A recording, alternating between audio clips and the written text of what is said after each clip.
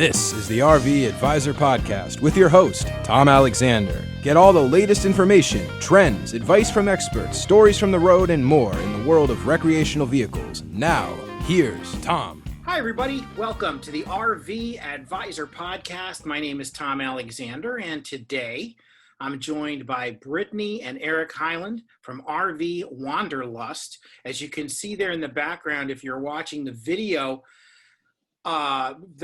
version of this show, it says it's right in the middle of the frame there, and the RV is RV Wanderlust with Texas plates. Look at that, just like Carol Merrill showing it, like what Vanna White or whatever, Carol Merrill. I'm really old, but anyway, you guys are way too young to remember who Carol Merrill was. Anyway, we got you on, and it's great to have you, Brittany and Eric. And where are you guys right now?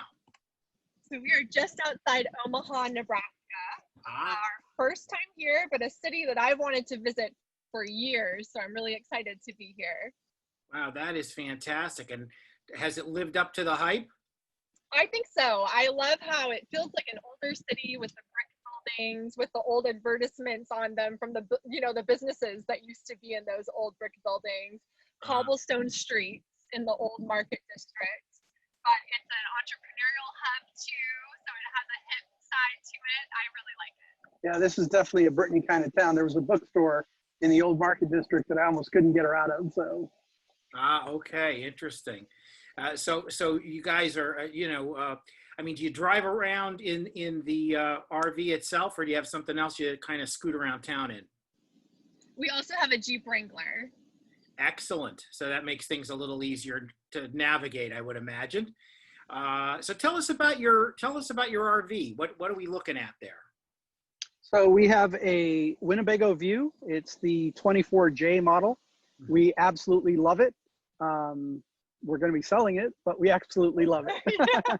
And the reason we're selling it is because we're building out another vehicle to drive around the world. But Brittany's already stated that whenever we do get back 10 to 15 years from now from that drive, that she wants to buy another one of these units. So.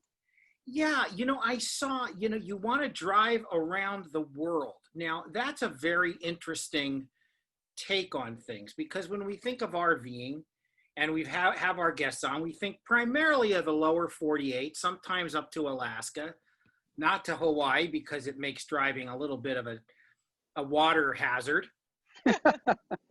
So we're trying to figure out exactly what that means, driving around the world. So tell us about that. Well, I don't want to take away from your show because I know it's about RVs, but basically we're building out another vehicle. We're going to drive to Argentina, and then we're going to ship that vehicle to Africa, drive up the west coast of Africa to Europe, and then we're going to take the Silk Road across to Asia, and then we'll probably ship that vehicle back to the United States, and then we'll fly to Australia and do Australia, and then come back to the United States. That'll be all 6 habitable continents, and we're anticipating it'll take 10 to 15 years. Wow. I literally have nothing to say after that one. I mean, that is awesome. Now tell me about, you intrigued me because, okay, so you drive down to Argentina, and right, then cross the Atlantic to Africa, and then drive up. Now, how's the connection going to get to Europe? You're going to take a little ferry from Morocco or someplace across the Mediterranean to Spain or Portugal or Italy or somewhere like that? Yeah, it'll all depend upon the route when we get there. We're kind of winging that part of it for now. Obviously, as we get closer, we'll start to do more of those logistics, but that's several years away. So a lot of things could change between now and then. What an adventure. And of course, you've got the little Nomad with you, because we see that on your Instagram page, Little Nomad. And tell us about the little Nomad. So Caspian is 3 years old.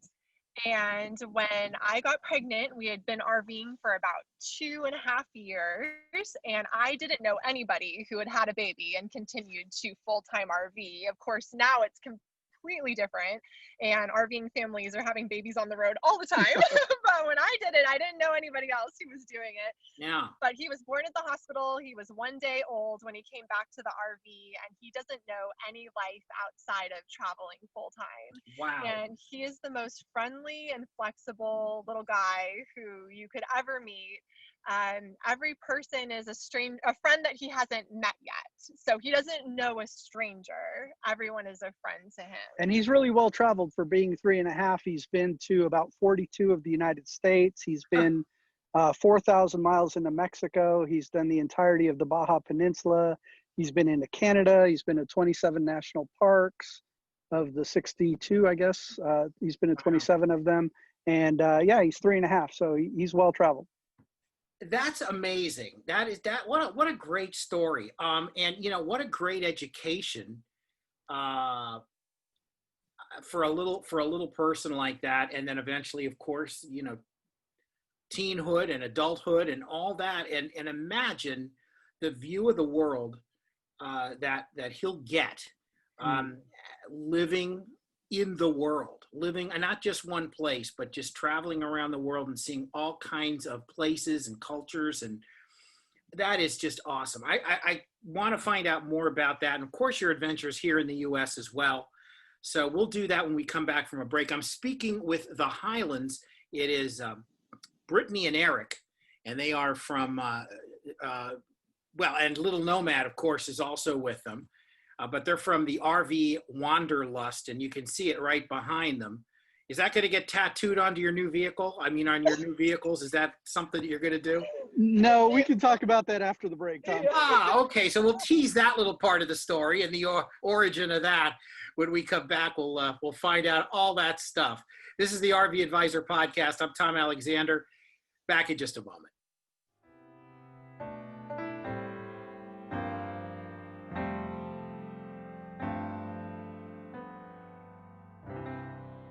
Hey, RV owners and those thinking about owning. Want to maximize the fun and minimize the hassle of buying an RV? You need GPS. It's Gigi's personal service. Our $350 package gets you me, the expert advice, and a host of outstanding services. Visit thervadvisor.com.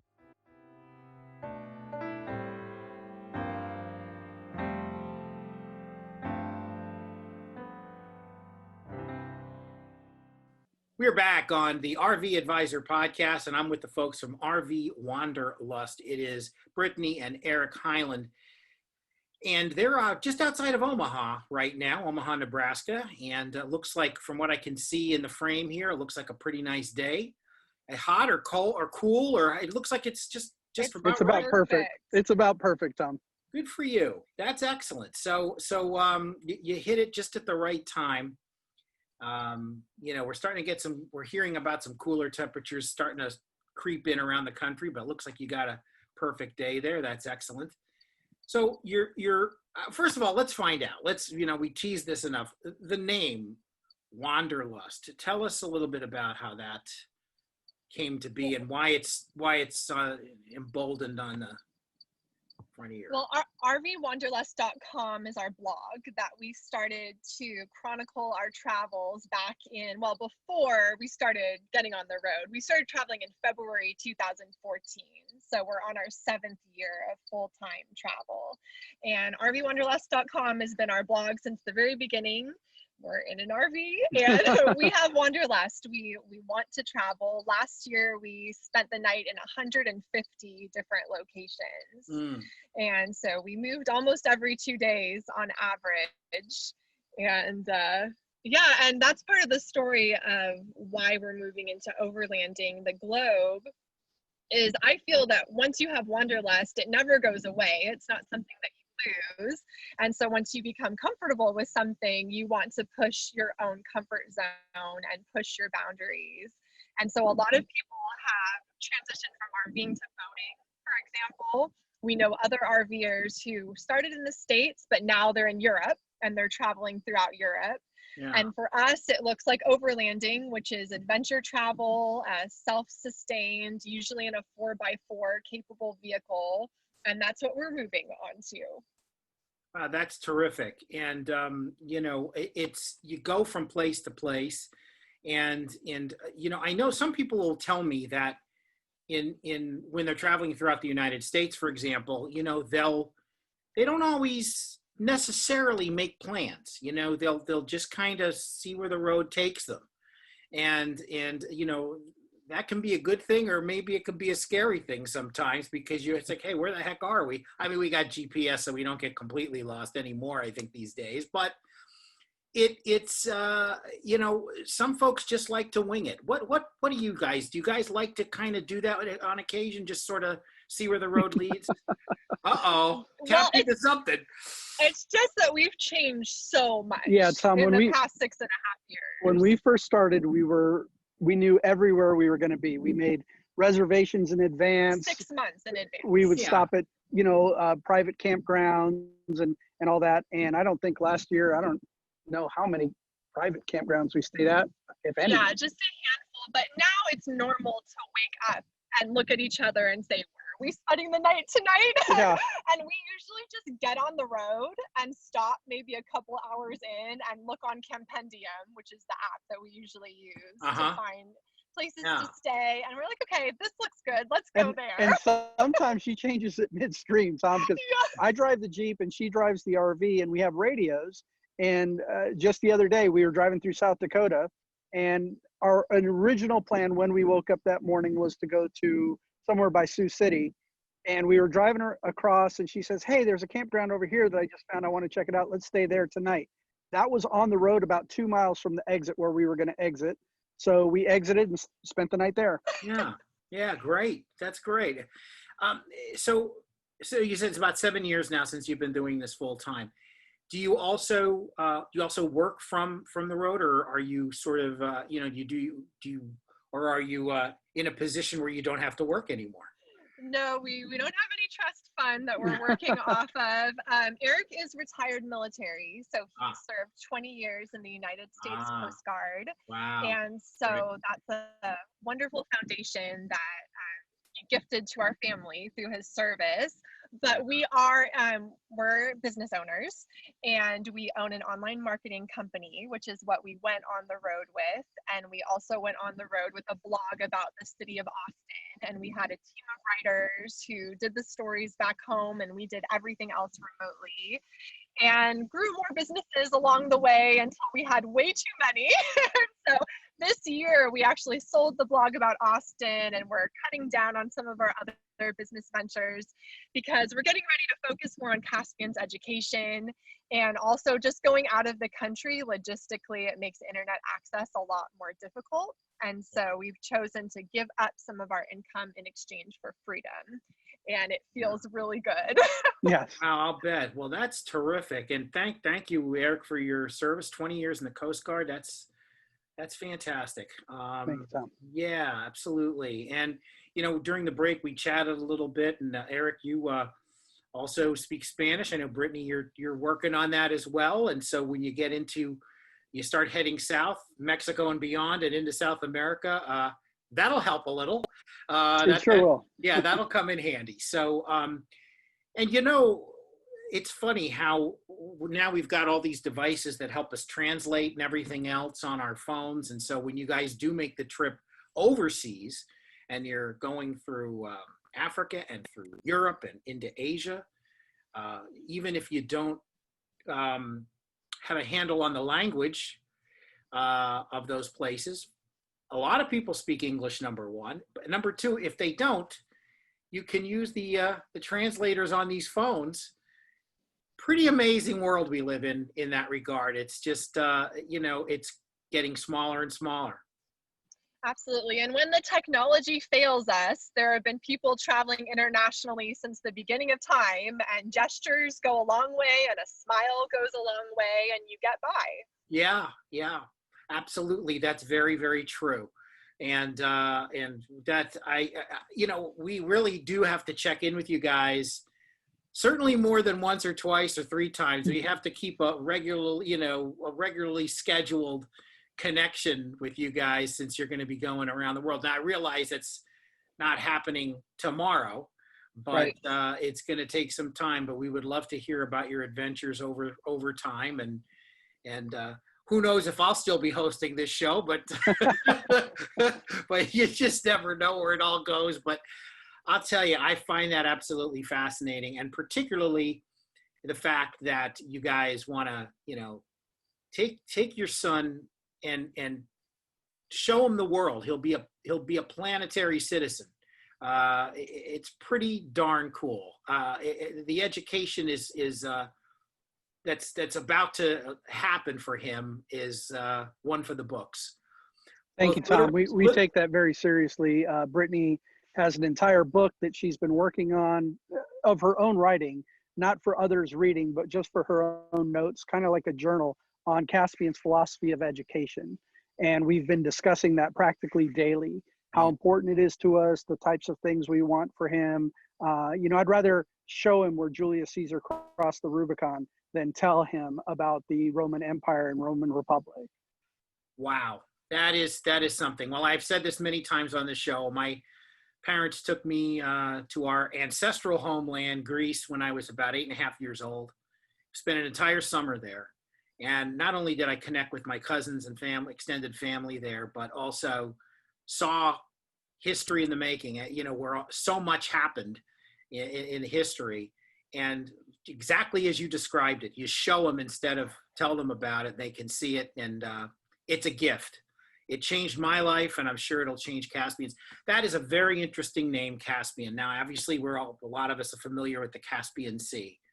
Right. What is the origin of that name? So he was actually named after the Caspian Sea. Like Brittany said, I served 20 years in the Coast Guard, and believe it or not, I've actually circumnavigated the globe on a ship. And so I've been all over the world multiple times, even Antarctica twice. And when Caspian wasn't Caspian yet, and we were looking for a name, I really wanted to name him after a body of water, and I wanted something that was unique and strong. And Caspian was the result. It is unique and it is strong. It has a very powerful name, feel to it. That's for sure. Have you know anyone else with that name, or is that? Have you ever come across that before? We didn't meet him, but he was part of an overlanding group on Facebook in the Seattle area. That was the first Caspian that I had ever heard of. I've never met another one before. That's terrific. Well, it's a great name. And as a nod to here, our home in the United States, his middle name is Theodore, after President Theodore Roosevelt, who many of us appreciate for the work that he did with our public lands and our national parks. Yeah, he was certainly a champion of what we refer to today as national parks, state parks, all that kind of stuff. He was a conservationist of the highest order, and did all that kind of stuff and opened the doors for places for us to all see today. That's for sure. Well, listen, folks, this has been a lot of fun. Thank you so much for taking time out to join us, and let the folks know one more time where the best place they can find you. Please follow us on RV Wanderlust. You can find us on Facebook and Instagram, and we would love to have you join our community and come along for our adventures. We're in for one heck of an adventure. It sure sounds it. And we absolutely have to have you guys on again. We would love it. And thanks for your time today, and best to Caspian. Thank you, Tom. Thank you, Tom. This is the RV Advisor Podcast. I'm Tom Alexander. We'll see you next time. So long, everybody.